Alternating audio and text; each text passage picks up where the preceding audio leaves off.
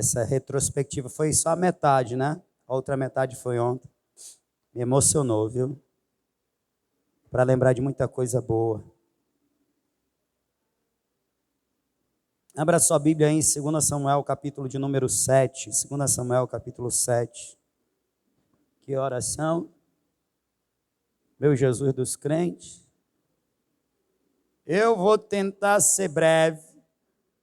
Que eu vou pedir aqui os pastores para fazerem uma oração profética sobre a manancial. Tem só canela de fogo, meu irmão. O Medeiro já liberou uma palavra profética. Peguei, foi de Deus. Essa segunda década vai ser a década de abertura, de implantação de igreja manancial. Amém? Você pegou aí? Eu vou colocar esses outros dois profetas aqui, ó. A oração aí vocês liberam, viu? Que o Espírito Santo colocar no coração de vocês, né, que for um puxão de orelha, pode mandar. Meu pastor. Vou dizer o teu apelido aqui não, viu? É só para os íntimos. Pastor Clécio. 2 Samuel, capítulo de número 7. Versículo de número 1 diz: Estando o rei Davi em sua casa, e tendo-lhe dado o Senhor descanso de todos os seus inimigos em redor, disse o rei ao profeta Natã: Olha, eu moro em casa de cedro, e a arca de Deus dentro de uma tenda. Disse Natã ao rei: Vai, faze tudo quanto está no teu coração, pois o Senhor é contigo. Porém, naquela mesma noite veio a palavra do Senhor a Natã, dizendo: Vai e dize a meu servo Davi: Assim diz o Senhor: edificar-me-ás tu uma casa, tu casa para minha habitação? Em casa nenhuma habitei desde o dia em que fiz subir os filhos de Israel do Egito até o dia de hoje, mas tenho andado em tenda e em tabernáculo. Em todo lugar em que andei com todos os filhos de Israel, falei porventura alguma palavra qualquer das tribos de Israel, a quem mandei apacentar o meu povo de Israel, dizendo: Por que não me edificais uma casa de cedro? Agora, pois, assim dirás a meu servo Davi: Assim diz o Senhor dos Exércitos: Eu te tomei da malhada de detrás das ovelhas, para que fosses príncipe sobre o meu povo, sobre Israel. Fui contigo por onde quer que foste. Destruí os teus inimigos diante de ti e fiz para ti um grande nome, como o nome dos grandes que há na terra. Preparei lugar para o teu povo, para Israel, e plantei para que habite no seu lugar, e não mais haja perturbação, e nunca mais os filhos da perversidade o aflijam como dantes, desde o dia em que mandei que houvesse juízes sobre o meu povo Israel. A ti, porém, darei descanso de todos os teus inimigos. O Senhor te declara que ele te fará casa. Amém?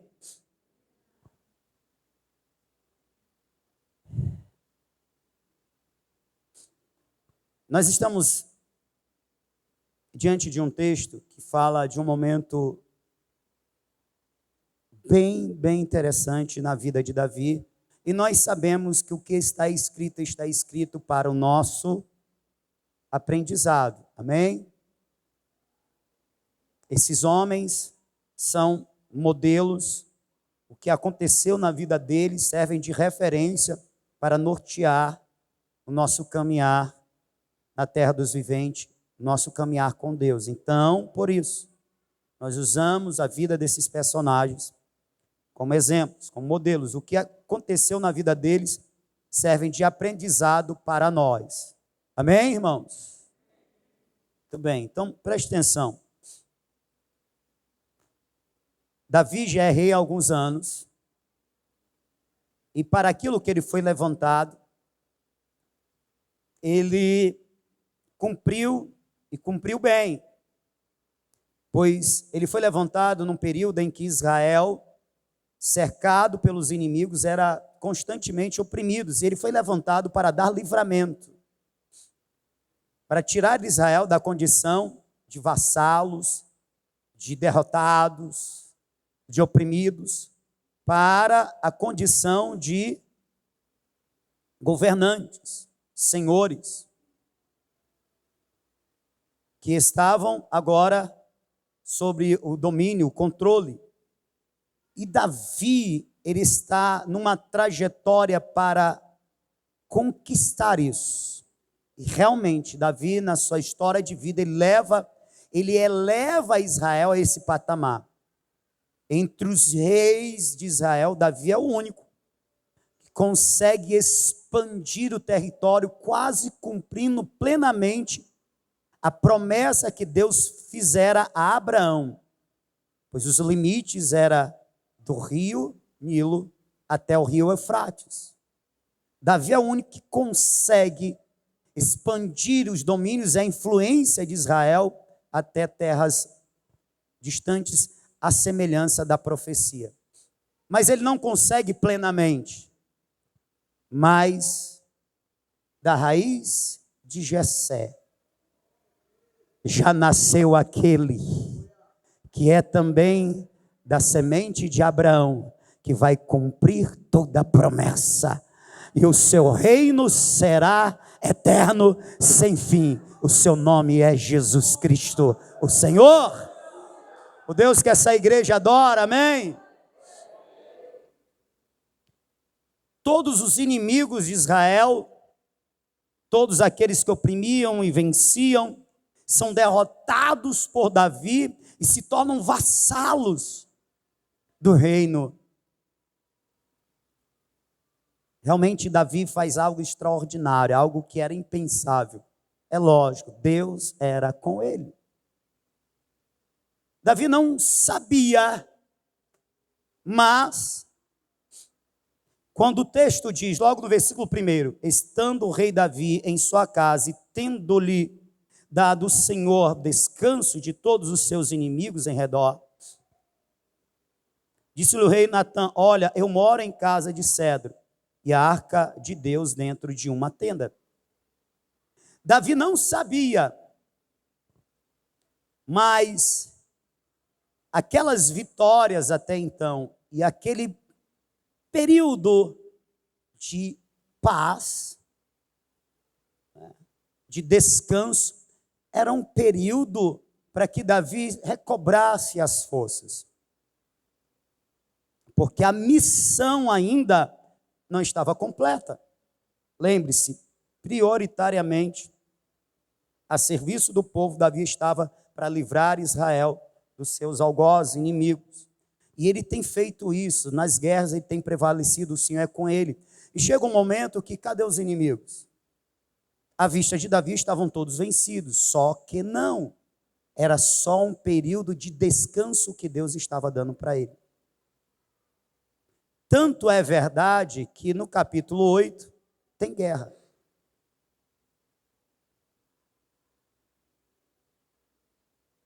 Capítulo 8, nós temos a descrição de várias batalhas travadas por Davi, ou seja, os inimigos não estavam vencidos definitivamente. Foi um período que Deus deu a Davi para que ele descansasse, recobrasse as forças e então pudesse voltar à missão com força plena. E o que eu aprendo com isso? Eu aprendo que na nossa vida com propósito, eu tenho falado disso esses dias, existem momentos em que Deus nos dá descanso. uma pausa para a gente recobrar as forças, a gente renovar o ânimo, e então voltar novamente, voltar e voltar com tudo para cumprir o propósito de vida. O propósito que o Senhor nos chamou para viver. Como Davi não estava entendendo esse período, e ele é um homem que se agrada em servir a Deus, achando ele que já tinha cumprido a missão de derrotar todos os inimigos, o que pensa Davi? Davi parece alguém com TDAH, né? Bem ativo e tal, não consegue ficar parado. E aí Deus deu descanso para ele. Descansa, homem. Não, eu quero te servir. Então, já que não tem batalhas para batalhar, ele fica atrás de o que fazer para Deus. E aí nós conhecemos um pouco do coração de Davi. É o coração de alguém que quer viver de fato para Deus. Alguém que quer se gastar e se deixar gastar na obra de Deus. Alguém que fica à vontade em se desgastar, e esse se desgastar no servir é a sua forma de demonstrar amor, culto, adoração ao seu Deus. Ele está inquieto, porque cadê os inimigos para que eu batalhe? Cadê os inimigos? Porque os inimigos do povo de Deus eram inimigos de Deus. Cadê os inimigos de Deus para que eu possa derrotá-los? Não tem mais? Então o que eu posso fazer para adorar o meu Senhor? Aonde eu posso me gastar no servir ao meu Deus? Ele fica atrás do que fazer, de como adorar o Senhor. Porque para quem não sabe, deixa eu te dizer, para quem sabe, deixa eu te lembrar, quando nós servimos a Deus, nós estamos adorando. Quando nós pregamos o evangelho, nós estamos adorando. Quando nós varremos a igreja, nós estamos adorando. Todo serviço é uma forma de adoração.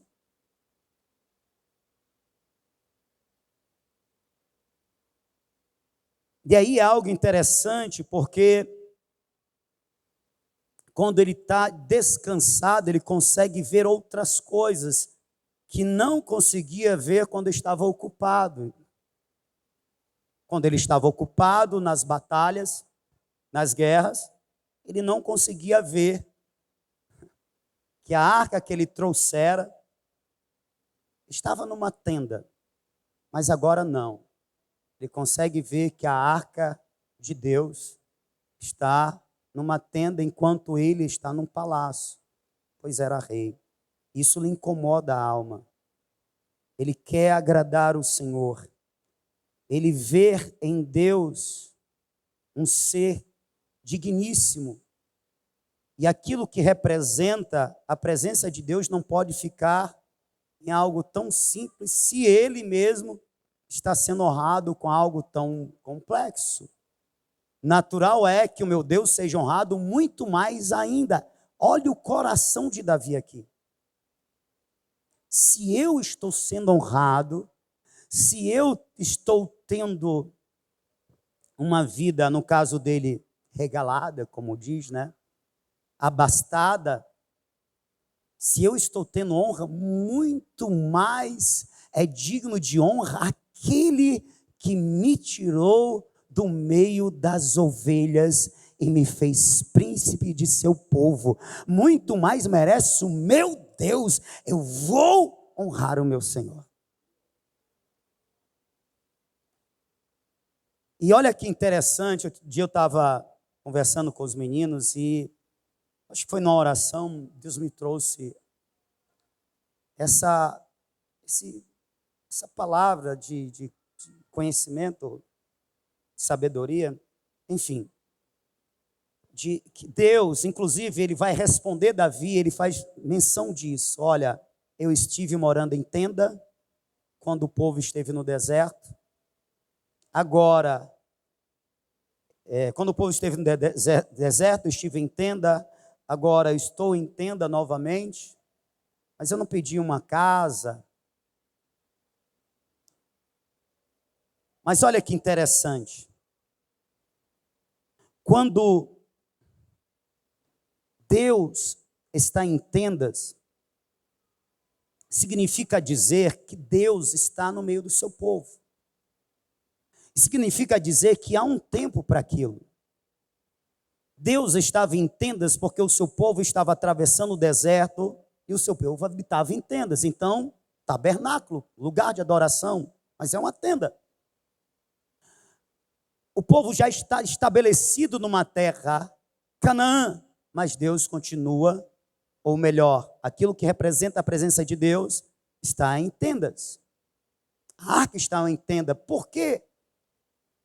O povo já não está estabelecido, o povo já não está mais em tenda, o povo já tem as suas casas edificadas.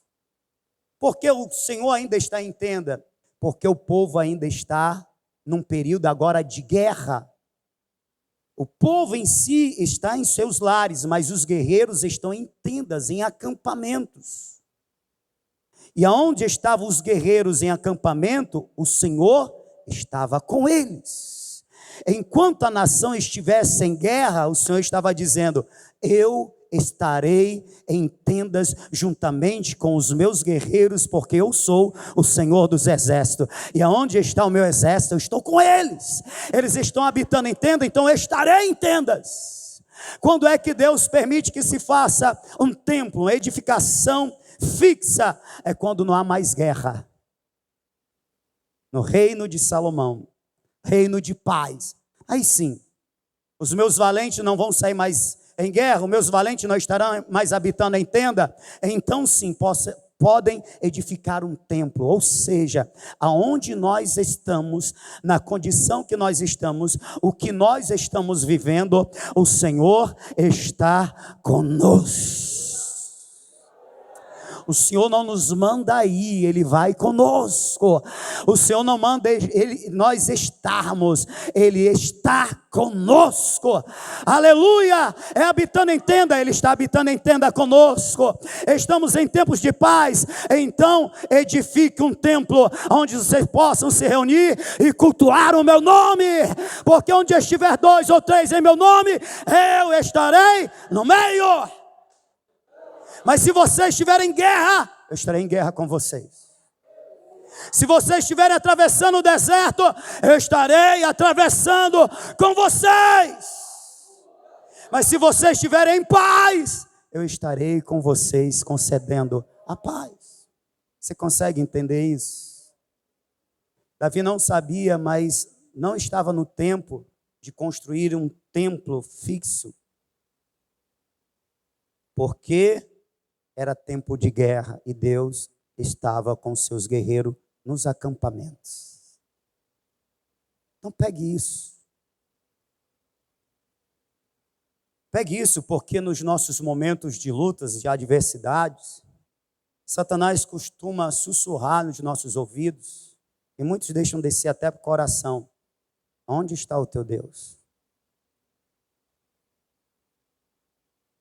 Aonde está o teu Deus? Aí você vai dizer: se eu estou no deserto, Ele está comigo. Se eu estou no campo de batalha, Ele está comigo. Se eu estou em Canaã desfrutando as vitórias, Ele também está comigo. Aonde eu estiver, na situação que eu estiver, Ele está comigo. Ele está com você, amém? Agora, bem, para resumir, Deus não permite Davi construir o templo. Deus diz: tuas mãos estão marcadas com sangue. E Deus diz para Davi qual é o propósito de Deus para ele. Tu és homem de guerra. Eu te levantei, o propósito da tua vida é ser um guerreiro. O teu filho vai ser homem de paz. E o propósito que eu tenho para o teu filho é outro. E aí a gente volta para propósito de novo. A gente conhecer qual é o propósito de Deus para as nossas vidas.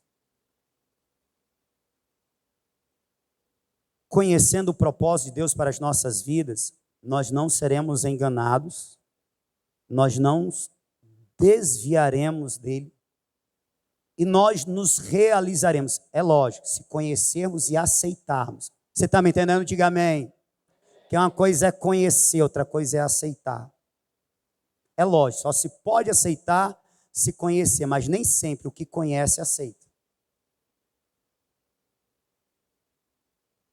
Mas quando nós conhecemos o propósito de Deus e aceitamos o propósito de Deus na nossa vida, nós não nos desviamos dele. Nós não somos enganados pelo inimigo. Por mais que a proposta do inimigo seja sedutora, tentadora. Como foi a tentativa de consagrarem Jesus rei e ele, saiu fora. Não vim para isso. Ele conhecia e tinha aceitado o propósito. E tem mais um detalhe importantíssimo. Você está me ouvindo? Quem conhece o propósito e aceita, ele se realiza como ser, como pessoa, como indivíduo, como filho, como adorador. Ele se realiza no cumprimento desse propósito. O que eu estou dizendo? Eu estou dizendo que tem muito crente, eu estou falando para crente, que é frustrado, que é confuso. Acorda, crente, mas se eu acordar, olha para mim. Deixa ninguém distrair você, não. Que é frustrado, que é confuso porque não sabe o que é para fazer, para onde está indo. Por quê? Porque ou não conhece o propósito, ou não aceitou o propósito. E aí a pessoa não se realiza. Ela fica atrás de fazer coisas e coisas. Só que não é aquilo para qual Deus o chamou. Para fazer, para ser. E aí ela inventa. E até faz, mas não se realiza. Fica um vazio, um buraco existencial. Que a pessoa... E aí vai chegar na idade da reflexão, que é a partir dos 40, vai olhar para trás e vai dizer assim, o que eu fiz da minha vida? E vai ficar ainda mais frustrado. E se não vigiar, pode ir ladeira abaixo para uma depressão. Quem conhece o propósito para qual foi por Deus criado, chamado e aceita de bom grado, se realiza no cumprimento desse propósito. Se realizar é se satisfazer, é se alegrar, é ser feliz. Você quer saber qual é o segredo da felicidade? Viver o propósito de Deus para a sua vida.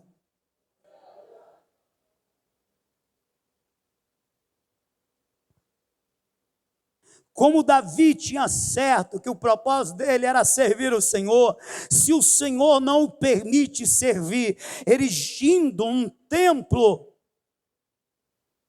amém. Ele me chamou para outra coisa, ele me chamou para guerrear, e para tirar Israel da condição de vassalo para Senhor, amém. Glória a Deus. E aí acontece algo muito massa. Jesus, eu vou orar para queimar esse celular aí. Queima esse galo, Jesus. Quem foi que não vigiou e deixou o galo ligado na hora do... Se não for crente, está perdoado. Se for crente, vigia, crente.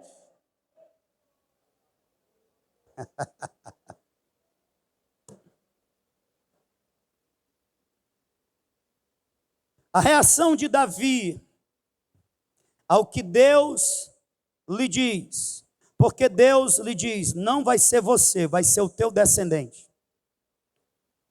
Só que Deus se agradou tanto de Davi, que Deus revela a Davi, que do descendente dele, primeiro não ia faltar descendente no trono. E lembre-se, Davi vem, e a experiência de Davi, o primeiro rei é Saul, e o Saul não teve descendente que se assentasse no trono. O reino de Saul foi breve, ficou nele mesmo. Algo semelhante poderia acontecer com Davi, Davi sabe disso. Só que Deus lhe promete, não, Davi, no teu caso, não faltará descendente de ti que se assente no trono. E eu vou suscitar um descendente de ti, que o reino dele será eterno, será para sempre. Aleluia. É nessa resposta de Deus que Davi conhece que é da descendência dele que vai vir o Cristo bendito de Deus. Já pensou? Você é um réis mortais descobrir algo tão maravilhoso. Aleluia. Aí Davi responde a Deus, eu quero correr aqui para a gente encerrar. A oração é longa. A partir do versículo de número 18, eu quero ler alguns versículos. Versículo de número 19, que diz assim: e isso ainda foi pouco aos teus olhos, Senhor Deus, senão que também falaste da casa de teu servo para tempos distantes, isto é instrução para todos os homens.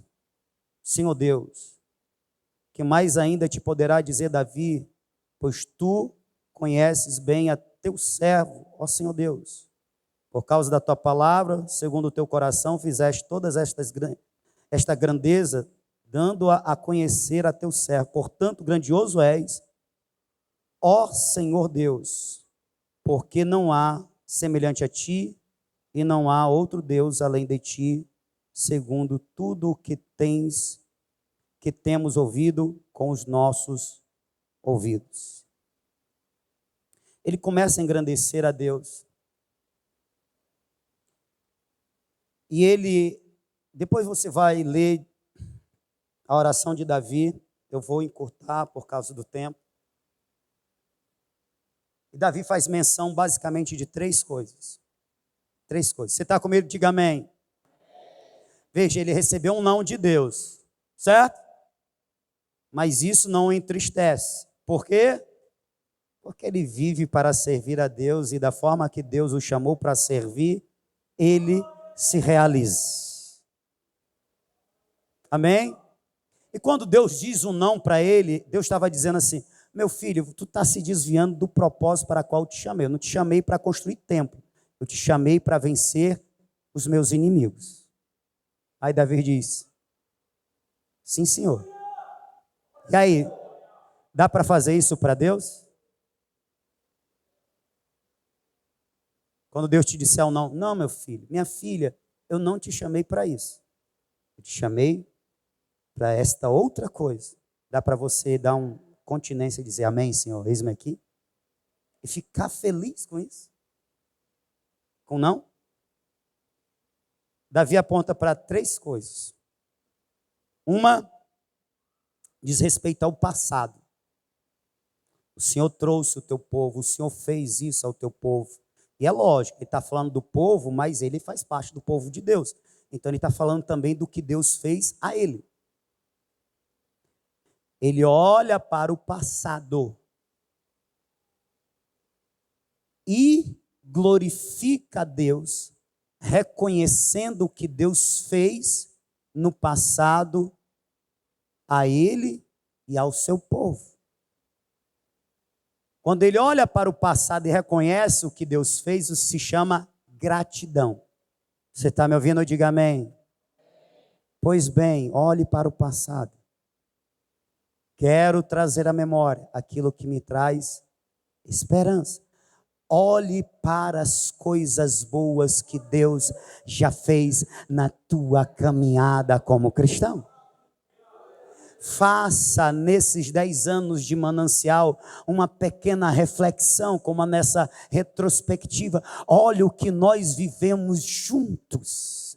Olha o que o Senhor já fez a nós. Olha o que nós passamos juntos, as alegrias e tristezas, as decepções e realizações, mas mesmo sendo as decepções e tristezas, lembre-se, estávamos juntos e o melhor, o Senhor estava conosco. Os momentos agradáveis e os momentos desagradáveis, mas mesmo lembrando dos momentos desagradáveis, é maravilhoso, porque é nos momentos desagradáveis que nós encontramos um Deus agradável, que nos consola, que nos fortalece, que nos cura, que nos levanta, aleluia!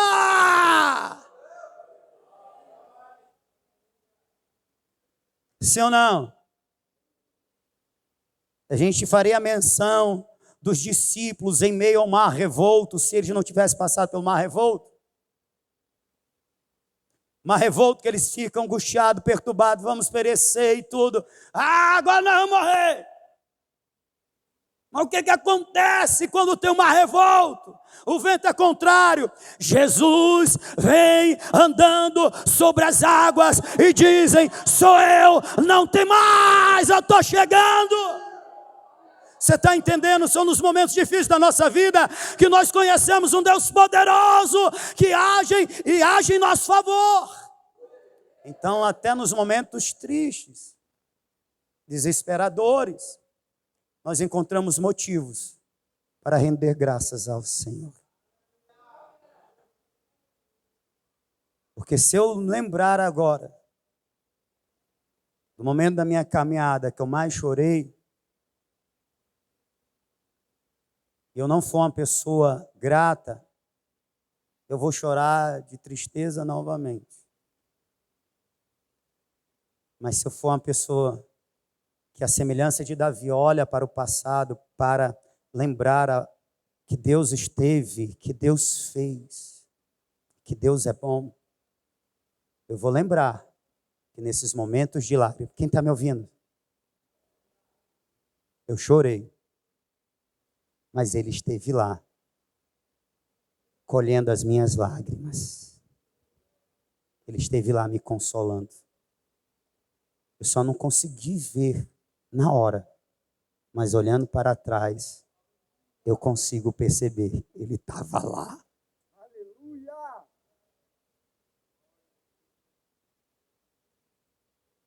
Então você que vive o propósito, no Manancial nós temos um propósito. Olhemos para o passado. Essa retrospectiva aqui tem pouco do muito.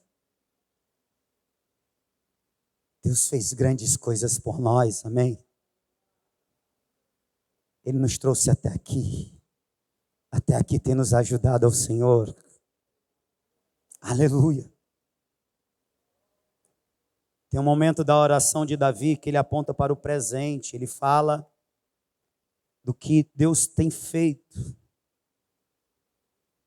E quando ele aponta para o presente, ele está falando da sua satisfação. Passado, gratidão. Presente, satisfação. Você está me ouvindo? Diga amém. E aí, quando tu olha para o passado, tem gratidão no teu coração? E olhando agora para esse presente, tem satisfação?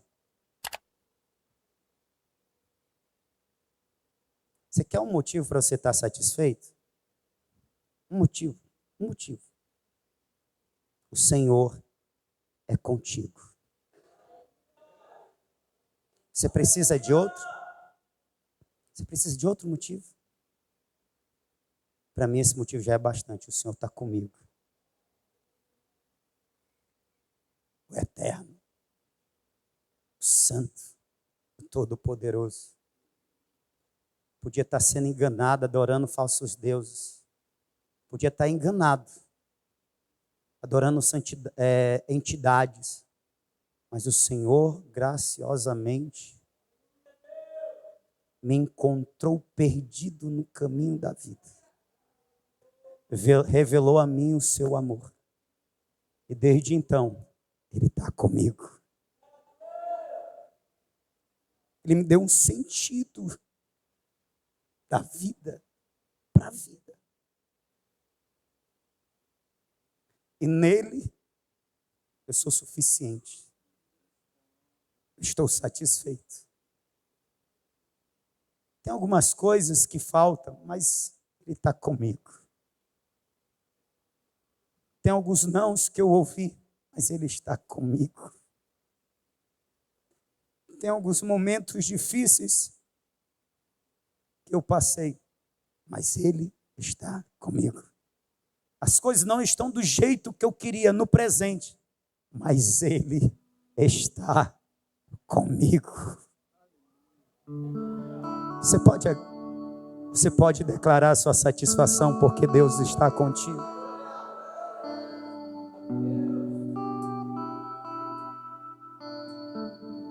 Você consegue refletir o quanto caro foi, quanto doloroso, sacrificial foi, para que você hoje pudesse dizer: o Eterno está comigo.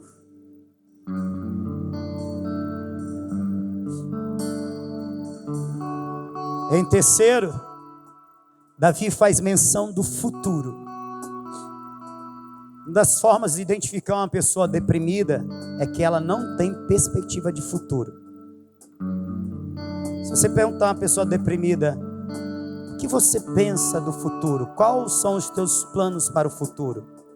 Você, família, ela não vai saber te dizer, porque ela não tem. O fato de Davi apontar para o futuro significa dizer, ele não tem depressão. E o que ele aponta para o futuro? Quem sou eu? Para que o Senhor me faça rei. E quem sou eu? Para que o Senhor me dê descendência.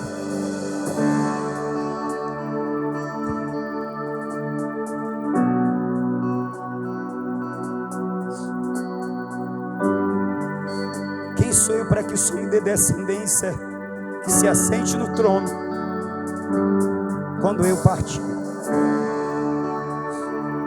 Quem sou eu?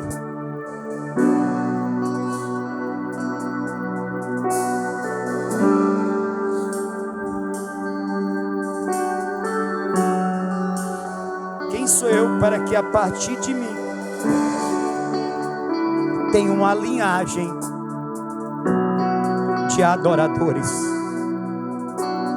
Você já parou para pensar nisso?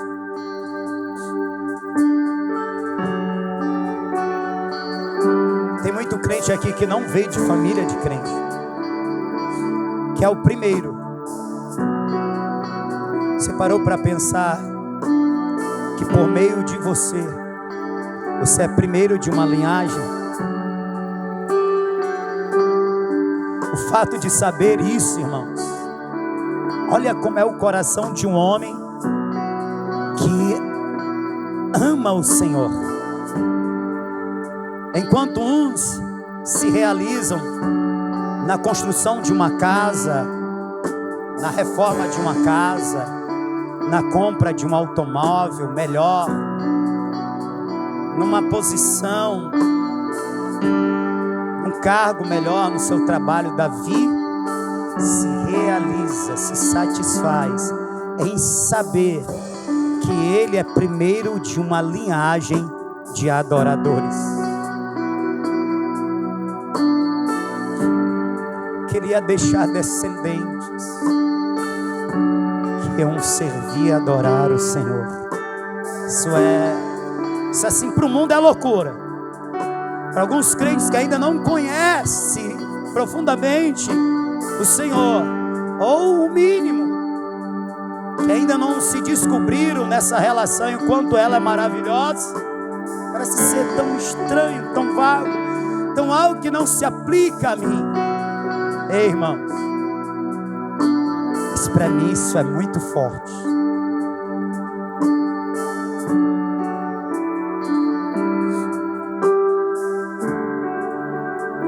E aí eu não falo apenas das minhas filhas, Pastor Carlos, Pastor Clécio, Pastor Medeiro. Eu falo dos filhos espirituais, que a gente, sem saber, o Senhor nos escolheu para sermos pais espirituais de filhos, sermos primeiro de uma linhagem de guerreiros, de adoradores.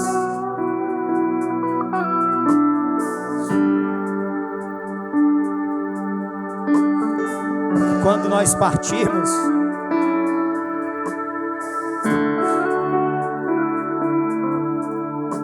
vamos falar de nós. Meu pai na fé foi um que pregava muito, Pastor Carlos Augusto. Eu tento imitar ele. Meu pai na fé foi um homem zeloso pela obra de Deus. Clécio Mendes. Meu pai na fé foi um homem guerreiro, simples, mas com o coração transbordando de amor. José de Medeiros. Eu tento imitar ele. Oh, aleluia. E Davi está olhando para o futuro. Ele diz: no futuro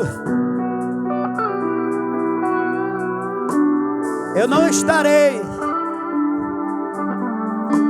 mas estará o meu legado. No futuro eu não estarei, mas permanecerá o meu exemplo.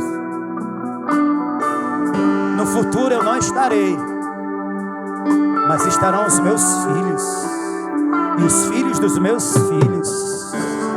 E quem sou eu, Senhor? Oh, aleluia! Quem sou eu? Quem sou eu para o Senhor me levantar e fazer príncipe? Quem sou eu, Senhor, para o Senhor me escolher e fazer pai de muitos? Quem sou eu para que o Senhor, através de mim, faça uma descendência de adoradores? Você parou para pensar que através de você Deus vai levantar, aleluia, Deus vai salvar, Deus vai dar continuidade. Nós estamos passando, nós vamos partir, mas através de nossas vidas adoradores serão gerados, e o nome do Senhor continuará sendo glorificado na terra dos viventes até que Ele volte.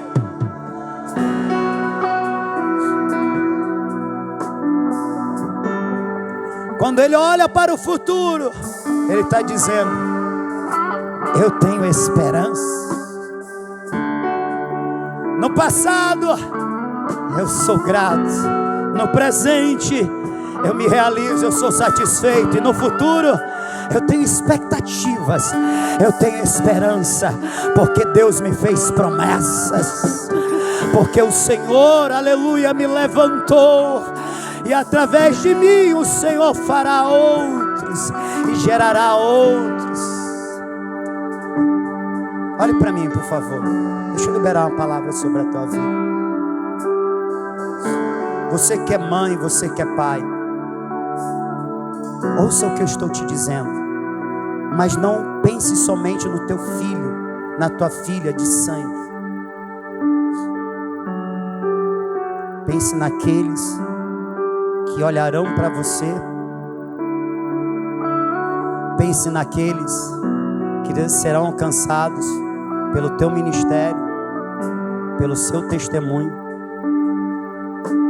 e que se converterão, que amarão o Senhor como você ama, que olharão para você e verão em você um modelo, um exemplo a seguir, e dirão: eu quero ser como a irmã fulana. Eu olho para ela e eu vejo Deus na vida dela, eu quero ser como ela. Eu quero ser como o irmão fulano. Eu vejo Deus na vida dele. Muitos se achegarão a Cristo por causa da tua vida. Olhe para o futuro. Ao invés de você esperar somente nas coisas terrenas, que elas sejam colocadas em segundo lugar. Não estou dizendo que você não espere, mas que elas estejam em segundo lugar. O que mais vem a te inspirar é o fato que o Senhor está contigo e que o Senhor te escolheu para gerar, para ser pais de filhos espirituais. Você recebe esta palavra? Outro dia eu estava, irmão, ultimamente, meu Deus, eu também estou chorando. Teve aquela fase, né, que eu estava irritado, brabo, mas Deus sabe por quê. Mas ultimamente eu estou na fase do chorão, do quebrantamento. E aí os meninos chegaram e disseram: pastor, o senhor não é apenas pai, o senhor já é avô. Como assim? É porque os teus filhos já têm gerado filhos. Aleluia. Olha, tu já está com um pouco de barbicha branca. Talvez tu nem estava se tocando desse mistério aí, mas tu já é avô também, sabia? Tu já é avô também, Vaz. Você pode ficar de pé?